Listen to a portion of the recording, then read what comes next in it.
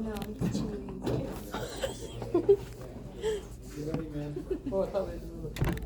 Let me know when you guys are ready back there. Hey guys. 1, 2, 3. All right, begin. Okay, so what we're gonna do is anytime that I say one of you three has to throw a marker at me, okay? I would so do it. It's for me. It's for me. I just need it. We got to break this habit. All right. Well, thank you for gathering to listen to my sermon. I really appreciate it. I'm scared of you. My gosh. I gave it to the wrong guy.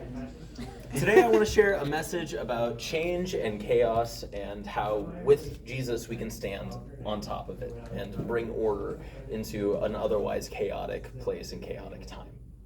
So, we're going to start with Matthew 14, 22 through 23 as our passage. So if you guys want to pull that up, you can. Otherwise, I'm just going to read it.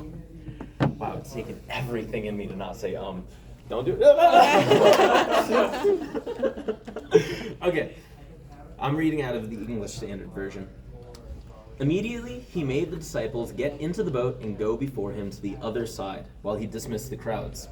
And after he had dismissed the crowds, he went up on the mountain by himself to pray.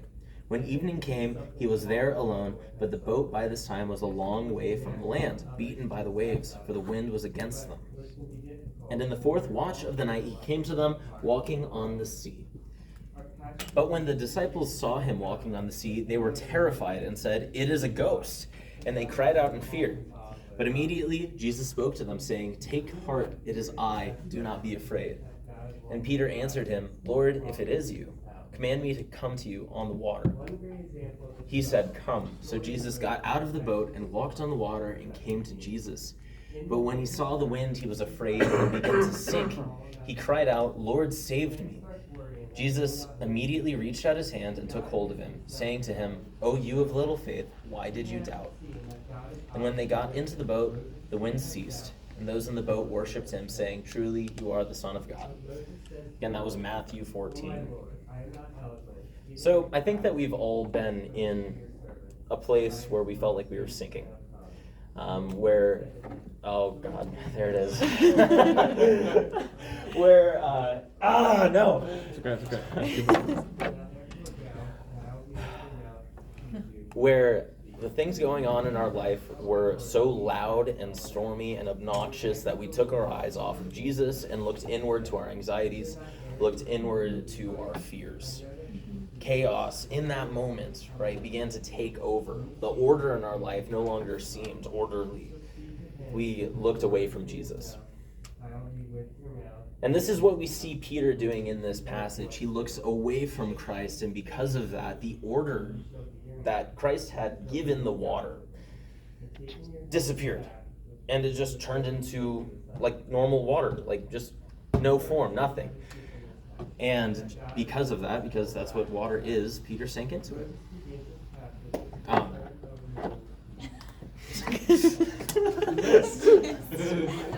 Fantastic. So, I want to give you a few examples in my own life of how this happened to me. Just keep going. Okay. Don't just take it. When I was younger, I was really wayward from my family and from the church for a few years. Instead of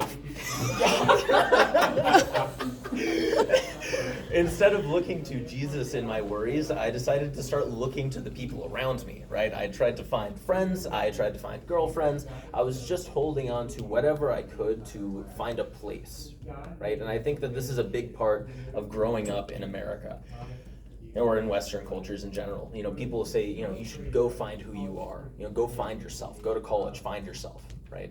Who here has heard that? Yeah. So I was doing that. I was trying to find myself in the people around me, right? And as I looked to them, I wasn't looking to Christ, and because of that, I continually sank deeper and deeper into disorder. My life did not have structure because Jesus was not there to imbue my life with structure. And then later on in high school, I started to do good instead of just being a mess. I started to accomplish things, and I started looking inward to myself to find that order, right? And I became the source of the order in my life. And that was just as bad as before, but it was insidious. I didn't know it was happening at that point. I had the mindset that I was doing good, but in reality, I was slipping farther and farther from Christ. And then finally, one that kind of ran all the way through that was just rebellion. You know, I was a rebellious young guy. I didn't like my church. 5 minutes. And because of that, I just did everything that I could to make everybody around me look stupid. I think it's a really common struggle, and I know that you guys have faced similar things. So here we are with Peter and Jesus again, right? Peter is looking at Jesus, looking to Jesus to find order in this moment where everything is standing against him. It literally does not make sense to stand on water. That is not how it works. I think you guys have all gone through science class. Water is a liquid, and liquids do not hold form by themselves. The only reason this is all in the cup is because the cup's a solid. So Peter standing on the water is defying chaos. Yeah. I like to look even more at how the Jews viewed water. The Jews looked at water as a symbol of chaos, even more so. They thought deep waters in particular were this kind of dark energy that could swallow you up. Do you guys know John and Tim Mackey from the Bible Project? Mm-hmm. Yeah? Okay. So the way that they describe it, if I can find my quote, water is often displayed as rambunctious and dangerous in the Bible. So it's a really good symbol. And I like to just look at how Jesus can imbue order in light of chaos. And that's what this sermon is about. It's just look to Jesus when everything seems like it shouldn't make sense, seems like you can't do it. You can look to Jesus and he will speak order into that thing, whatever it is. So, when was the last time that you felt like you were taking the reins in light of a chaotic situation? It's not common, in my life at least, to feel like I have control. Here. No, you're good. You're good. I'm just doing hand moves.